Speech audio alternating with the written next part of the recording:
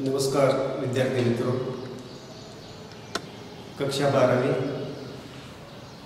योग भारती हिंदी हमारे पाठ्यक्रम के अनुसार 7वीं रचना पेड़ होने का अर्थ, इस रचना के बारे में आज हम देखने वाले हैं। तो विद्यार्थी मित्रों, ये जो 7वीं कविता है पेड़ होने का अर्थ, इसके जो रचयिता है जिसको हम कवि कहते हैं, डॉक्टर मुकेश गौतम। तो पहले छात्रों हम इस कवि का परिचय देखेंगे। हिंदी साहित्य के बीच मुकेश गौतम जी का क्या परिचय है, इसे देखेंगे। इनके साहित्य की विशेषता क्या है, इसको देखेंगे इस परिचय में। तो आधुनिक युग के जो कवि हैं, इस कवियों में विशिष्ट पहचान बनाने वाले मुकेश जी रहे। दूसरी बात यह है कि आधुनिक इस युग के अंतर्गत जो हास्य व्यंग्य के जो कवि हैं, इसमें लोकप्रिय ऐसी बात मुकेश जी की रही है। मंचीय कवि के रूप में इनकी खूब ऐसी पहचान है। अब देखिए कि ये जो नई कविता के रूप में प्रस्तुत है पेड़ होने का अर्थ, ये कविता, तो यहाँ मुकेश जी की ख्याति साहित्य जगत के बीच जो रही है, आधुनिक युग के भावबोध को सीधे सरल भाषा में अभिव्यक्त करने की इनकी खूबी रही है। और इन्होंने हिंदी साहित्य जगत को जो योगदान दिया है, ये अनेक कविता संग्रहों के माध्यम से दिया है। अगर इनके कृतियों के बारे में अगर देखा जाए, अपनों के बीच, सतह और शिखर, सच्चाइयों के रूबरू, वृक्षों के हक में, लगातार कविता, प्रेम समर्थक है पेड़, ये अनेक ऐसे प्रसिद्ध ऐसे कविता संग्रह हिंदी साहित्य जगत को उन्होंने दिए हैं। इसलिए ये आधुनिक कवियों में उन्होंने अपना विशिष्ट स्थान बनाया।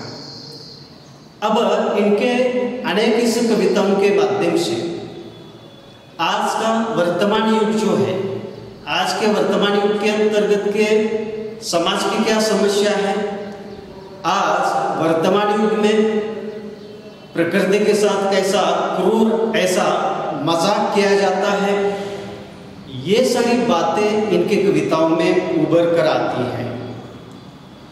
इन्होंने अपने इस कविताओं के माध्यम से या कविताओं के बीच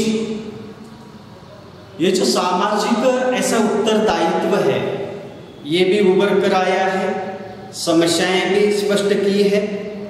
और इनकी जो रचनाएं हैं, इस रचनाओं की खूबी क्या है, ये भी हमें देखना बहुत जरूरी है। तो इनके जो काव्य संसार रहा है डॉक्टर मुकेश गौतम जी का, तो ये एक बड़े स्वाभाविक रूप से लोक व्यवहारिक भाषा के माध्यम से, और दूसरी बात जो बिंब है, प्रतीक है, प्रतिमान है, इन सभी का प्रयोग अपने काव्य शैली में ये करते हैं और अपने अभिव्यक्ति, अनुभूति की अभिव्यक्ति सहजता के साथ पाठकों तक यानी पहुंचाने की कोशिश इनकी रचनाएं करती है। तो यह है इनकी रचनाओं के बारे में ये सारी खासियत रही है। बच्चों, अब हम विधा परिचय को लेकर थोड़ा सा परिचय करके ले लेंगे। अब देखिए कि मैंने कहा कि डॉक्टर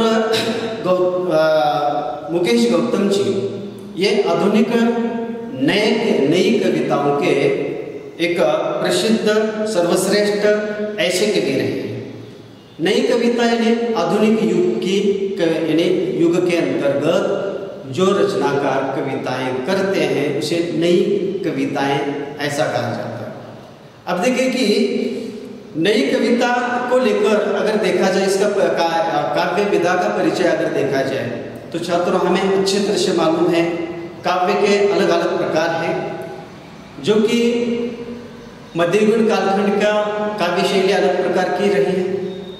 उसके बाद रीतिबद्ध रीति सिद्ध ऐसे इस कालखंड के अलग प्रकार की काव्य शैली रही है, और फिर छायावादी काव्य परंपरा के लोगों की काव्य शैली अलग प्रकार से रही है। तो हालाबाद के इस कालखंड के अंतर्गत के कवियों की अलग प्रकार की शैली रही है, और आज के जो आधुनिक युग के अंतर्गत जो लोग यानी अनेक प्रकार के रचयिता जो कविताएं का निर्माण करते हैं, सृजन करते हैं, इनकी शैली अलग प्रकार से रही है। तो नई कविता ये जो है इसका एक उत्तम ऐसा जो नमूना है पेड़ होने का अर्थ है।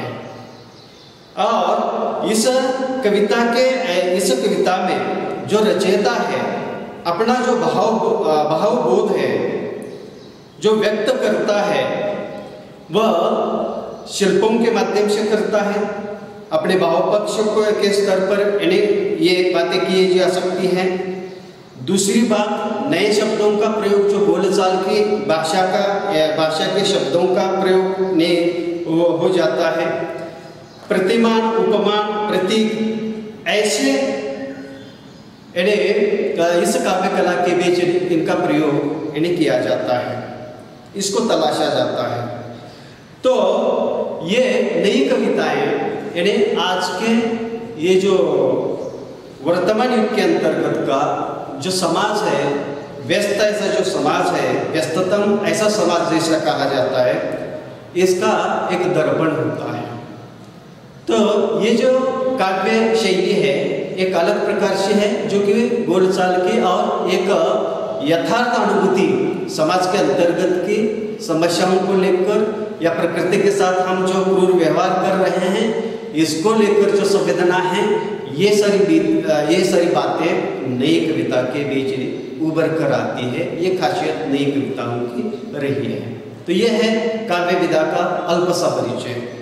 तो विद्यार्थी मित्रों, हम अब जो कविता हम देखने जा रहे हैं उस कविता की मूल संवेदना क्या है, इस कविता के माध्यम से यहाँ कवि ने क्या बताया है, ये संक्षिप्त में थोड़ा सा देखेंगे तो इस कविता की जो कविता के अंतर्गत की जो पंक्तियाँ हैं इसको एक एक करके जब देखेंगे तो इसे हम समझ रहे, इसे ये सारी बातें हमें समझने में आसानी हो सकती है। तो देखिए, ये जो कविता का थोड़ा सा अल्प सा परिचय देखिए, तो यहाँ गौतम जी ने अपने एक भाव पक्ष को यहाँ रखा है, अपने अनुभूति को यहाँ रखा है आज के युग के अंतर्गत। और ये संदर्भ ऐसा है कि ये जो प्रकृति है, ये प्रकृति मानवीय जीवन का स्पंदन है, और पेड़ ये स्पंदन के पोषण करता है, यानी जिसे हम कहते हैं या पोषक ऐसा शब्द प्रयोग किया है, पोषण करता ये पेड़ है। तो यहाँ कवि ने ये बताने की कोशिश की है कि पेड़ यानी हमारा सबसे बड़ा ऐसा शिक्षक है। पेड़ का जो संदर्भ है हमारे संस्कृति के साथ है। पेड़ हर एक पीढ़ी के लोगों को संस्कारशील करने का प्रयत्न करता है। पेड़ हौसला मनुष्य का हौसला बढ़ाने का काम करता है। पेड़ समाज के अंतर्गत के उत्तरदायित्व को स्पष्ट करता है और समाज के प्रति, संसार के प्रति की प्रतिबद्धता क्या हो सकती है इसको प्रस्तुत करता है। तो सच्चे अर्थों में अगर देखा जाए तो पेड़ ये जो है हमारा सच्ची पूजा का अर्थ समझता है। तो पेड़ की विभिन्न ऐसे भूमिकाएं वह अपने जीवन में प्रस्तुत करता है, इसकी तरह प्रस्तुत करता है।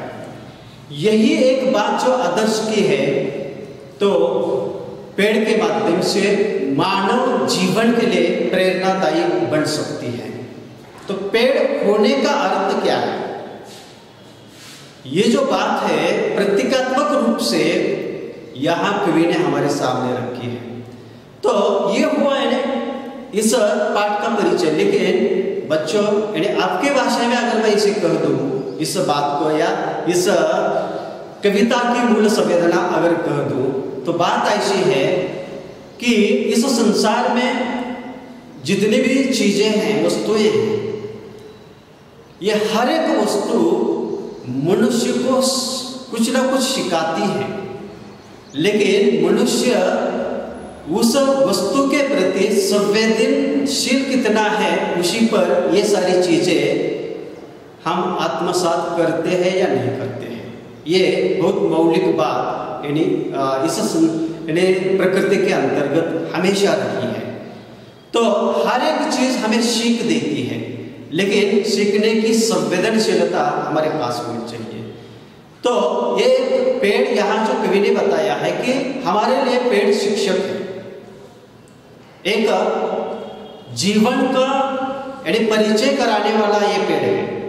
अब इस पेड़ के माध्यम से हम क्या सीख सकते हैं, कैसे सीख सकते हैं? इस सारी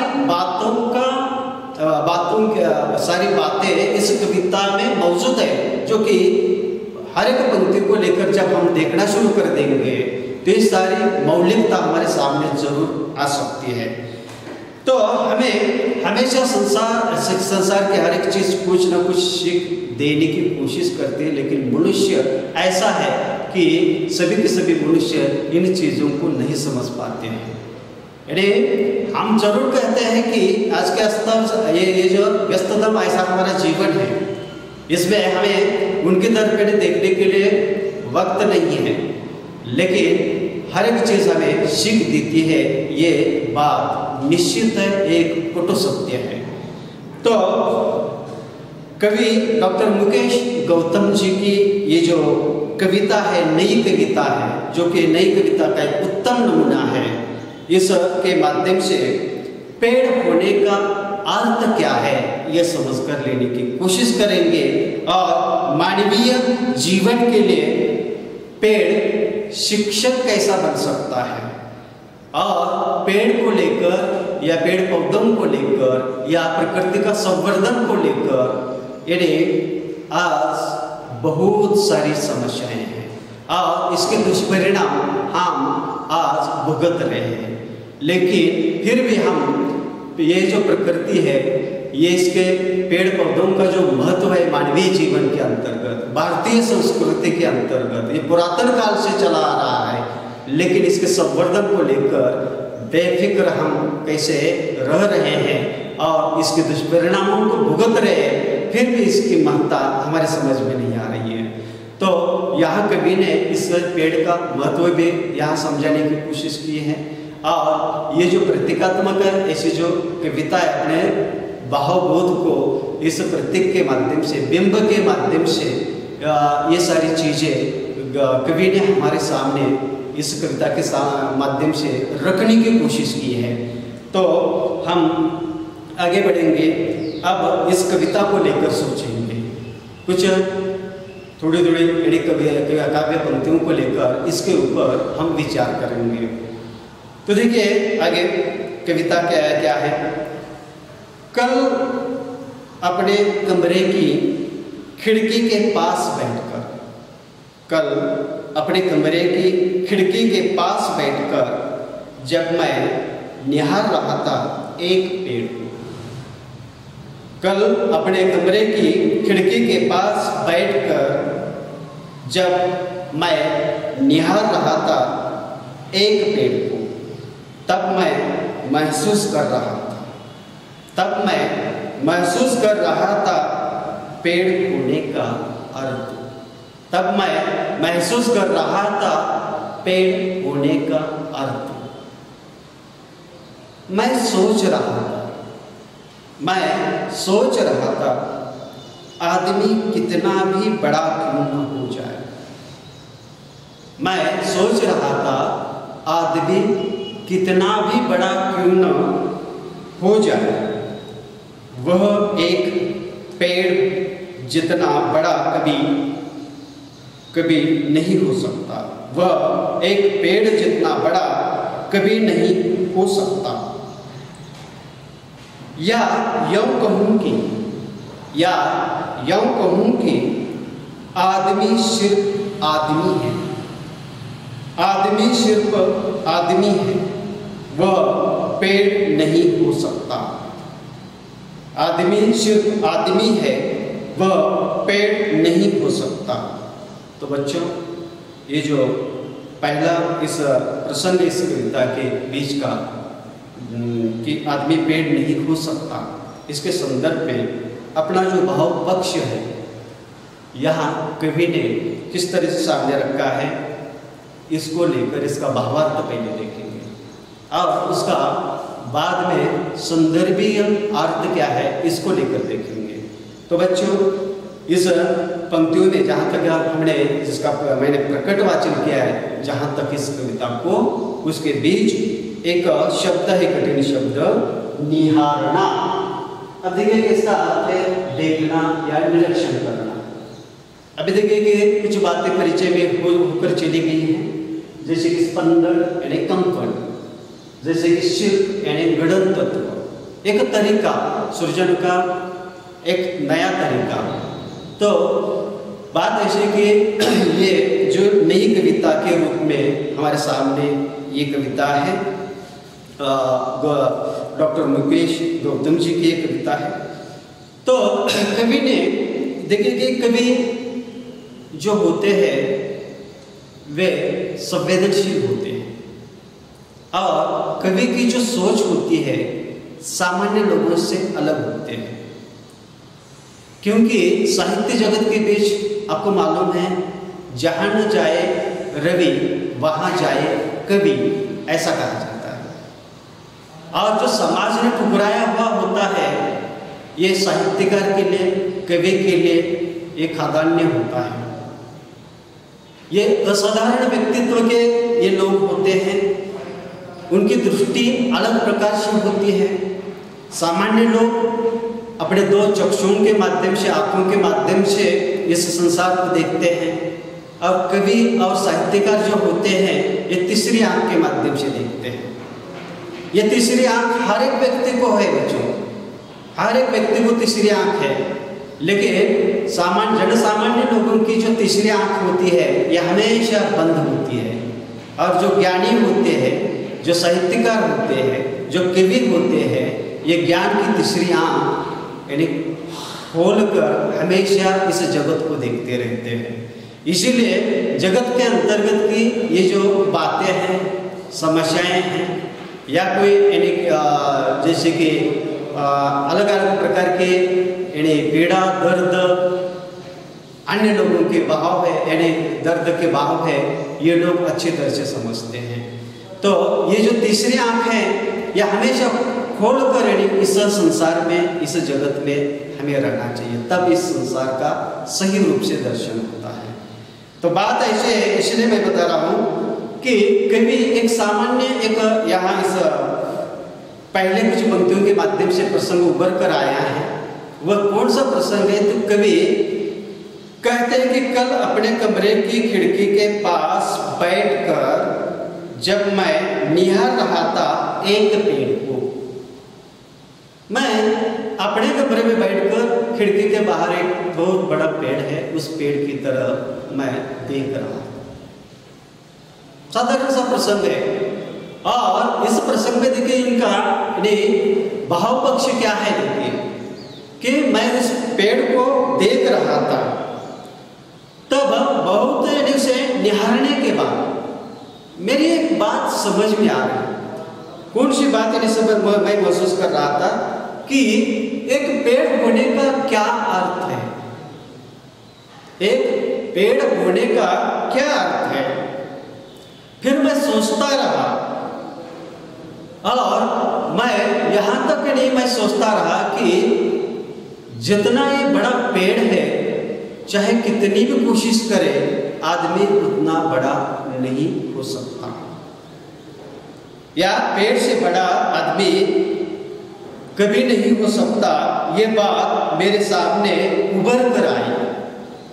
तो यहाँ कभी कल्पना करते हैं, विचार करते हैं, पेड़ को किस तरह से मानवीय जीवन के रूप में उन्होंने देखा, मानवीय जीवन के प्रतीक के रूप में देखा, और उसमें मनुष्य को देखा, और वो सोचने लगे कि ये जो पेड़ है, इस पेड़ की तरह मनुष्य नहीं बन सकता। पेड़ जितना बड़ा है वह वैसा बड़ा मनुष्य कभी बन नहीं सकता। तो यहाँ आखिर तक इस निष्कर्ष पर आते हैं। कभी आगे क्या कहते हैं? या यूं कहूं कि आदमी सिर्फ आदमी है, वह पेड़ नहीं हो सकता। आखिर इस निष्कर्ष पर आते हैं कभी कि आदमी आदमी है, आदमी कभी पेड़ नहीं हो सकता। अब ये क्या संबंध है? देखिए, इसका काव्य पंक्ति में यहाँ डॉक्टर मुकेश गौतम जी बताना चाहते हैं कि देखिए कि ये जो पेड़ है, इस संसार प्रकृति के अंतर्गत पेड़ पौधे हैं, ये पेड़ों का जो जीवन है उसका निरीक्षण किया किसने? कवि ने। कि ये जब ये पेड़ होते हैं तो बाकी इस संसार को ये क्या क्या देते हैं। ये पेड़ जहाँ भी हो, पेड़ यानी पहाड़ों के बीच पेड़ होते हैं, समतल भूमि पर पेड़ होते हैं, नदी के किनारे पेड़ होते हैं।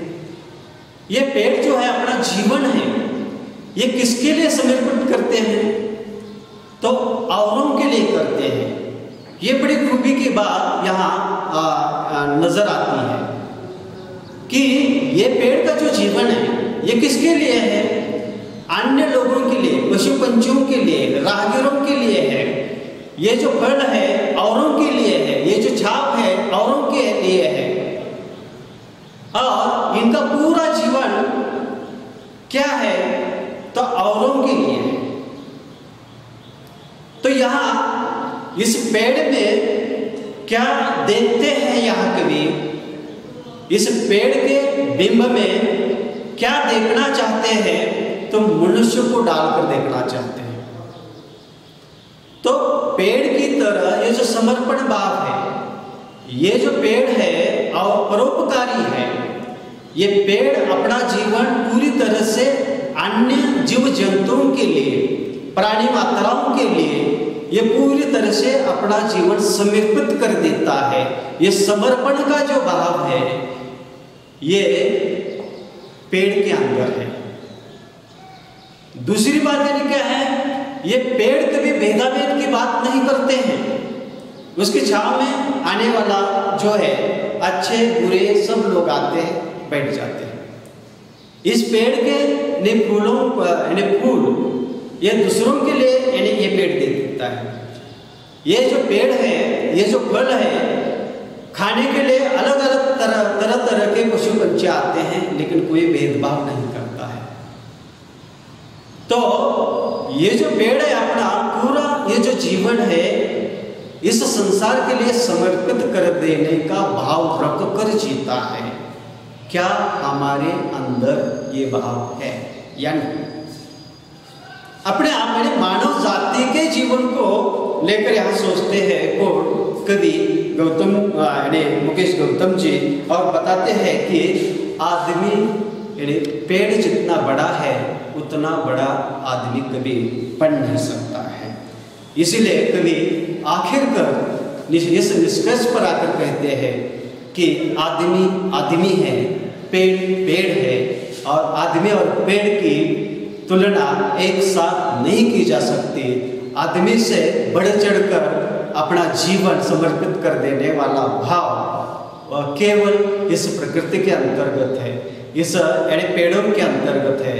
और पेड़ होने का अर्थ यानी क्या है, तो सरासर अगर देखा जाए तो पूरी तरह से अपने जीवन को समर्पित भाव रखकर औरों के लिए अपने जीवन को व्यतीत करना, ये उच्च कोटि का भाव पेड़ के माध्यम से मानव जाति के लिए आदर्श बनता है, प्रेरणा का भाव बनता है।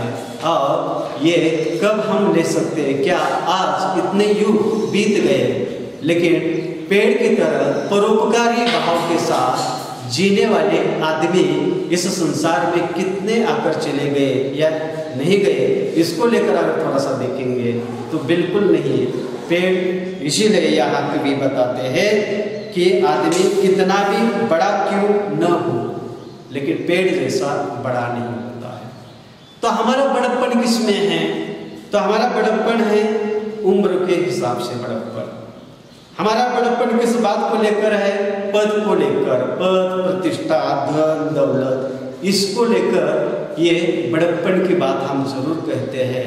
लेकिन अपने जीवन को पूरी तरह से औरों के लिए समर्पित कर देने का भाव इससे भी सर्वश्रेष्ठ है, इससे भी उच्च कोटि का है, उच्च स्तर का है। इसलिए आदमी चाहे पद, प्रतिष्ठा और धन दौलत से कितना भी बड़ा क्यों न हो, लेकिन पेड़ से बड़ा कभी हो नहीं सकता है।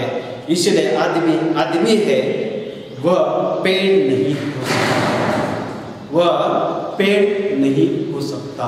ये जो भाव है यहाँ कवि ने हमारे सामने रखे हैं।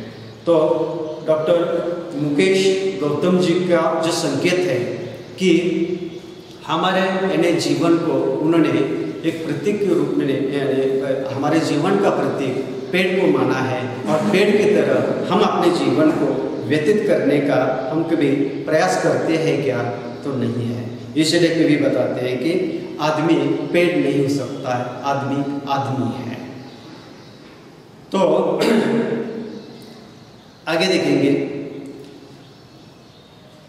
अंकुरित होने से ठूठ हो जाने तक, अंकुरित होने से ठूठ हो जाने तक, आंधी तूफान हो या कोई प्रतापी राजा महाराजा, आंधी तूफान हो या कोई प्रतापी राजा महाराजा, पेड़ किसी के पाँव नहीं पड़ता है, पेड़ किसी के पाँव नहीं पड़ता है।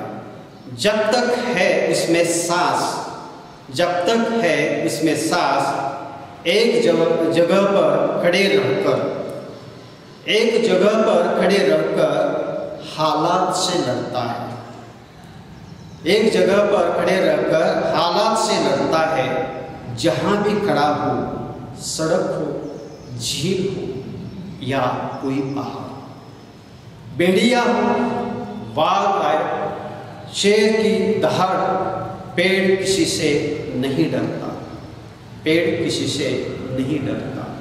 तो बच्चों, इसमें कठिन कुछ शब्द है। ठूठ यानी बिना यानी पल्लों से जो पेड़ होता है, जिसे हम सूखा पेड़ कहते हैं। सांस ऐसा एक शब्द यहाँ आ चुका है, जो कि श्वास ऐसा कहा जाता है, या और उसके आगे जाकर अगर देखा जाए तो प्राण वायु ऐसा कहा जाता है। हालात एक ऐसा शब्द आ चुका है इन पंक्तियों में, इसका अर्थ है परिस्थिति। और एक कठिन शब्द है दहाड़, दहाड़ का अर्थ है गरजना। तो एक अगला प्रसंग देखेंगे, इस पेड़ होने का अर्थ इस कविता के बीच क्या बताया है कवि ने।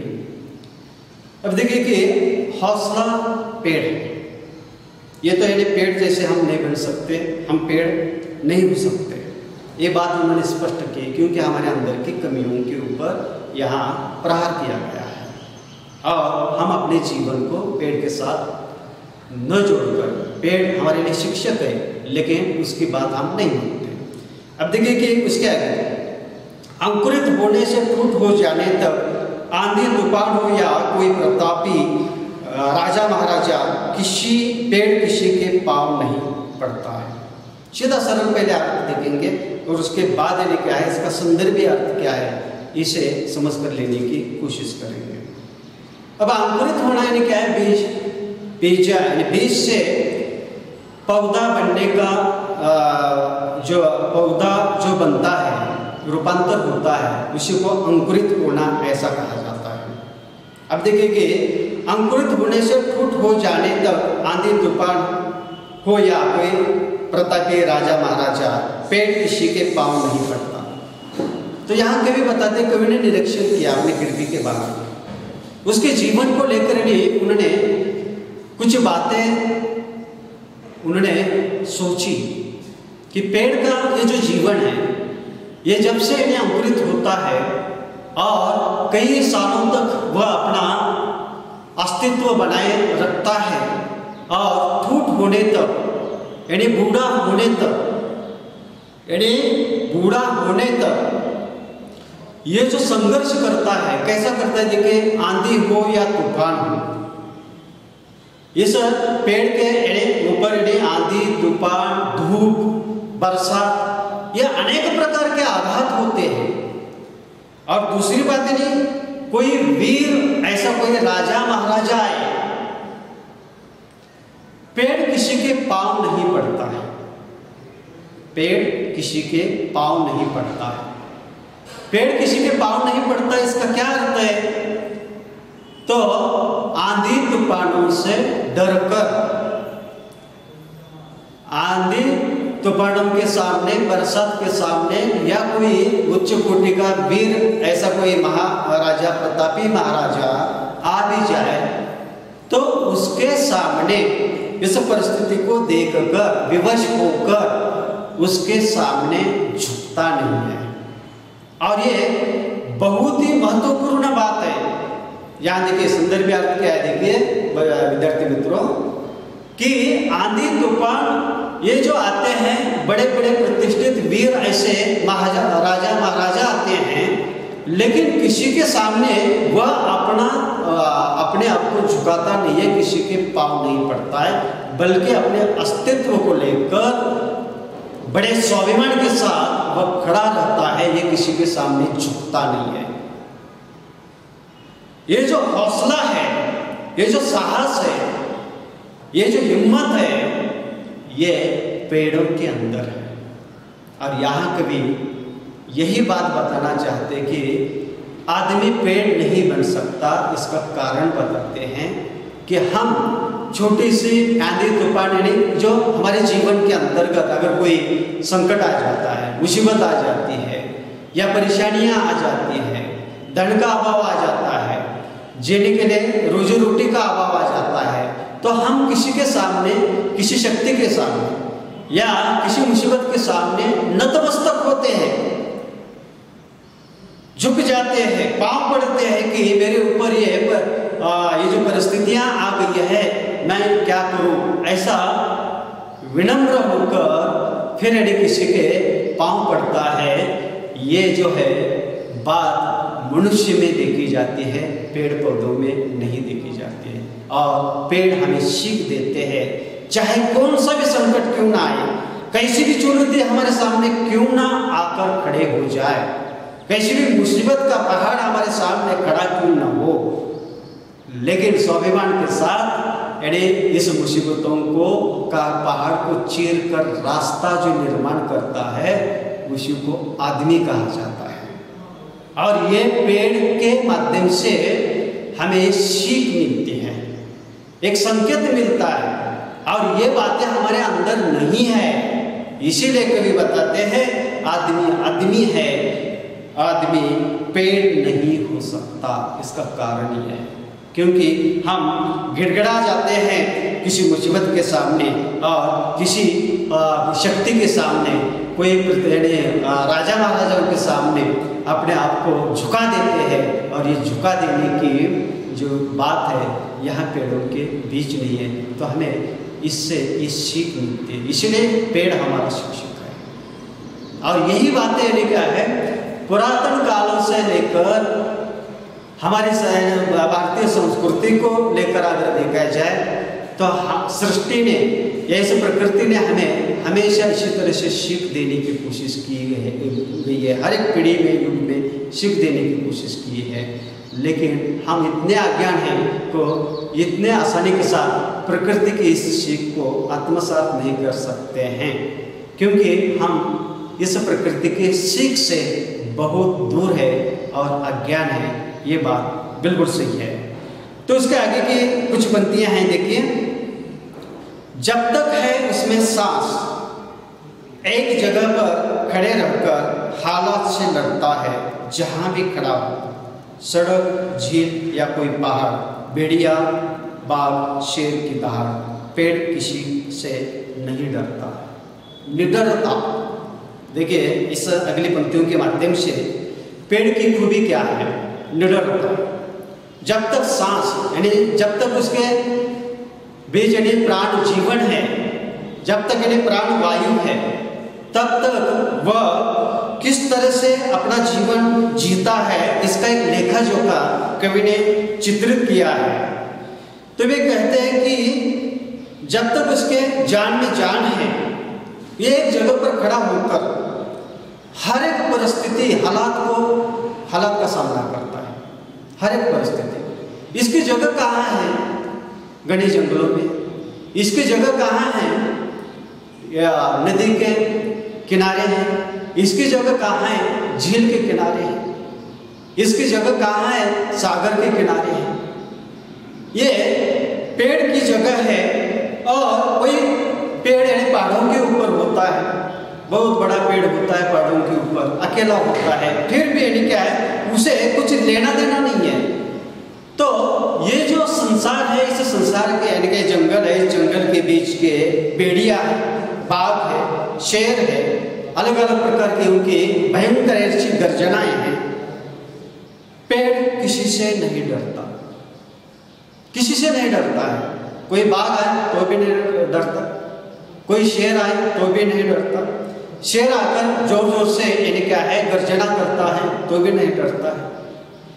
और दूसरी बात नहीं, आंधी तूफानों से भी वह बहुत ही सक्षमता के साथ यानी उसका सामना करता है, झेलता है। वह ऐसा नहीं है कि वह कभी शिकायत नहीं करता है कि मैं यानी क्या है जवान पेड़ हूँ, इसीलिए मैं इसका सामना कर सकता हूँ, अब बूढ़ा हो चुका हूँ, इसका सामना नहीं कर सकता, मैं बच्चा हूँ, इसीलिए मैं इसका सामना नहीं कर सकता। तो ये जो यानी उसकी जो क्षमता है सामना करने की, हौसला का एक सुंदर प्रतीक, उत्साह और हिम्मत के साथ यानी अपने जीवन को कैसे जीना चाहिए, हौसले के साथ कैसा जीना चाहिए, उसका एक सुंदर प्रतीक यानी जीवन का प्रतीक पेड़ है। और यहाँ कवि बताते हैं कि ऐसे कोई भी कितनी भी मुसीबतें क्यों ना आ जाए, चाहे वो जेल के पास हो या आंधी तूफानों से यानी क्या सामना करना पड़े, वो छोटा हो या बड़ा हो, प्रौढ़ हो या बूढ़ा हो, लेकिन जब तक उसके जान में जान है, जब तक उसकी सांस चलती है, वह किसी से नहीं डरता है। निडरता के साथ इन अपने जीवन के अंतर्गत हर एक बातों का, मुसीबतों का वो सामना करता है।